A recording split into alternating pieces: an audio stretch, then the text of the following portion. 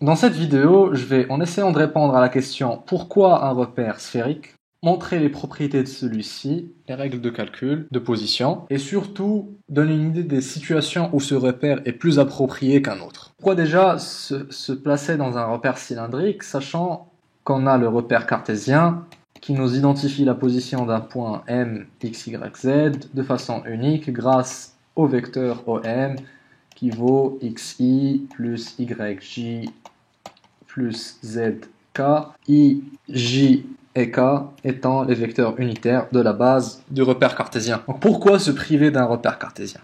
Bien parce que dans des situations, repérer un point par 3 variables n'est pas très pratique, en particulier s'il a une façon de bouger qui réduit ses degrés de liberté et qui permet de le définir plus facilement avec seulement 2 variables.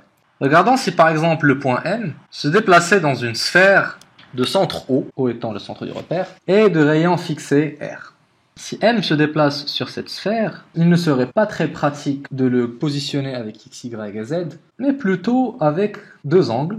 L'angle qu'il va faire avec OZ, qu'on va appeler θ, et l'angle que sa projection sur OXY va faire avec OX, qu'on va appeler φ. Ainsi, si R est constante, il nous suffira de connaître θ et φ. Dans le cas par exemple de la Terre, c'est la latitude et la longitude, pour bien savoir où se trouve le point mobile. Reste alors la détermination du point OM. Le point OM serait défini, donc là on a une distance R, peut tracer un vecteur unitaire sortant, et M serait simplement égal à ER.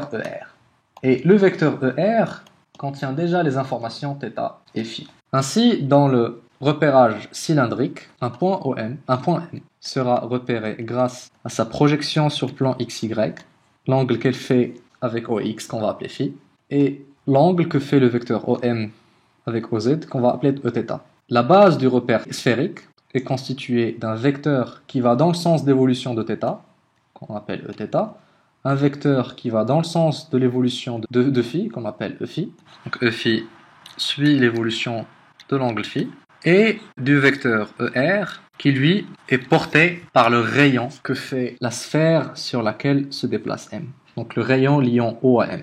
Quelles sont les situations où le repère sphérique est intéressant? Donc il y a bien sûr les situations où on est confiné à se déplacer que sur la surface d'une sphère, donc celle tracée initialement, mais il y a des variantes.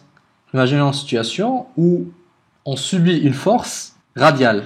On peut subir une force radiale, par exemple une force qui ramène le point vers O, et une autre force qui veut faire éloigner le point M du centre O, cas par exemple d'un satellite. On aura alors une trajectoire peut-être pas circulaire, peut-être elliptique, mais dans ce cas-là, le repérage sphérique se prête bien à l'étude du problème. Et encore plus simplement, le repérage juste polaire, parce qu'on va se placer juste sur ce plan-là de la sphère. Donc dès qu'il y a une symétrie sphérique dans le problème, ou dès qu'on étudie le mouvement d'objets qui se déplacent sur la surface d'une sphère rayon fixe, le repérage sphérique est le repérage le plus adapté à l'étude du problème et c'est celui qui aura le moins de variables à gérer.